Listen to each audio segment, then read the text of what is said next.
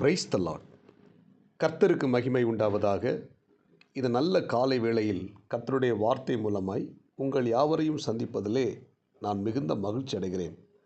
ஏசாயா தீர்க்கதரிசியின் புத்தகம் 43ஆம் அதிகாரம் 4ஆம் வசனம், நீ என் பார்வைக்கு அருமையானபடியினால் கனம் பெற்றாய், நானும் உன்னை சிநேகித்தேன், ஆதலால் உனக்கு பதிலாக மனுஷர்களையும் உன் ஜீவனுக்கு ஈடாக ஜனங்களையும் கொடுப்பேன் என்று ஆண்டவர் வாக்கு பண்ணுகிறார்.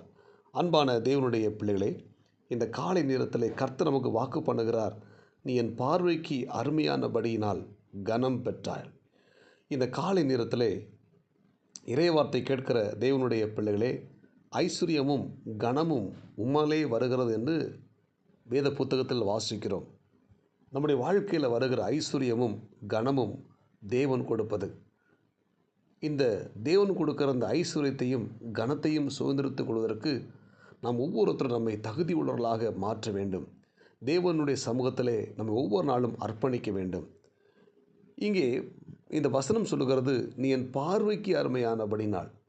அவன் ஒரு தேவனுடைய பிள்ளைய தேவன் கனப்படுத்த வேண்டுமானால் தேவனுடைய பார்வையில் அந்த மனிதன் அருமையானவனாய் காணப்பட வேண்டும். அவருடைய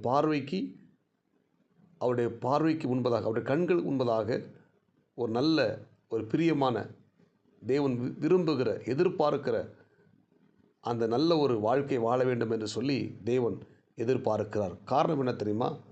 அவரது பார்வைக்கு மறைவானது ஒன்றுமே இல்லை, சகலமும் வெளியரங்கமாக இருக்கிறது. அப்போ நம்மை ஆண்டவர் கவனித்து கொண்டிருக்கிறார். ஒரு மனிதனை தேவன் கனப்படுத்த வேண்டுமானால் தேவன் அவனை உன்னிப்பாய் கவனித்து கொண்டே இருக்கிறார், பார்த்து கொண்டிருக்கிறார். பார்த்து கொண்டிருக்கும்போது அவருடைய பார்வைக்கு அந்த மனிதன் சரியாக இருப்பானால், அந்த தேவனுடைய பார்வையில் அவன் அருமையானவனாக இருப்பானால் அந்த மனிதனை கர்த்தர் கனப்படுத்துகிறார். புதிய ஏற்பாட்டில் வாசித்து பார்த்தீங்கன்னா, மரியாள், இஸ்ரவேல் நாட்டில் அநேக கன்னிப்பெண்கள் இருக்கிறார்கள். அவ்வளோ கன்னிப்பெண்கள் இருந்தாலும் தேவனுடைய பார்வையில் கிருபை பெற்ற மரியாள் என்று நாம் வாசிக்கிறோம். மரியாளுக்கு தேவனுடைய கண்களில் கிருபை கிடைத்தது. அந்த மரியாளுக்கு தேவனுடைய கண்களில் கிருபை கிடைத்ததுனால அந்த மரியாள் இயேசுவை சுமக்கிற ஒரு தாயாய் மாறினார்கள்.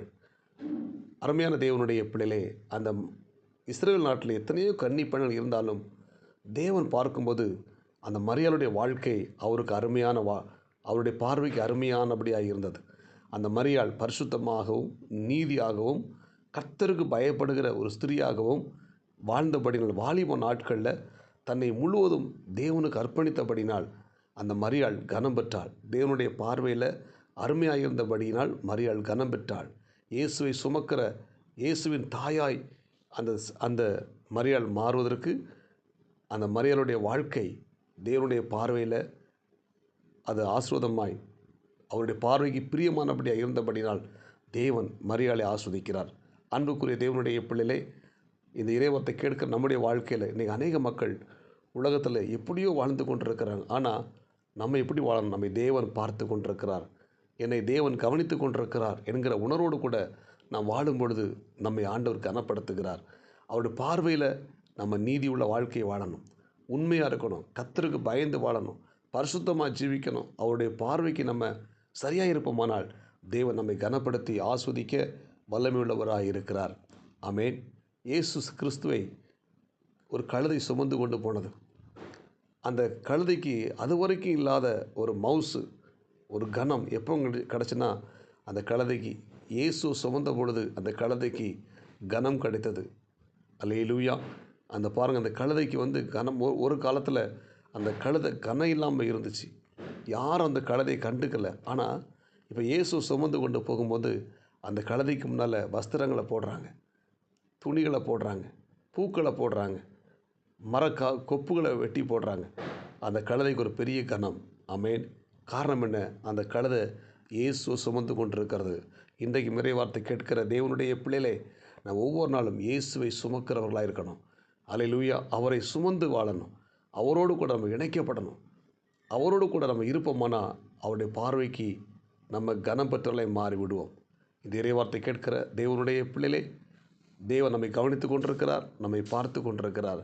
எனவே அவர் பார்வையில் அவருக்கு அருமையாய் நாம் வாழ்வோமானால் நம்மை கனப்படுத்தி உயர்த்தி ஆஸ்வதிக்க தேவன் வல்லமுள்ளவராக இருக்கிறார். ஜெபிப்போமா. பரலோக தேவனே, இந்த இறைவார்த்தை கேட்ட ஒவ்வொரு தெய்வனுடைய பிள்ளைகளுக்காக நான் செபிக்கிறேன். ஆண்டவரே, நீரின் பார்வைக்கு அருமையானபடியினால் கனம் பெற்ற இந்த வசந்தபடி இந்த இறைவார்த்தை கேட்ட ஒவ்வொரு தேவனுடைய பிள்ளைகளுக்கு கர்த்தர் ஆஸ்வதிங்க. இந்த நாளுக்குரிய கிருபை கொடுங்க. இயேசு கிறிஸ்துவின் நாமத்தில் செபிக்கிற நல்ல பிதாவே, ஆமேன். God bless you. உங்களை யாவரையும் கர்த்தர் ஆஸ்வதிப்பாராக.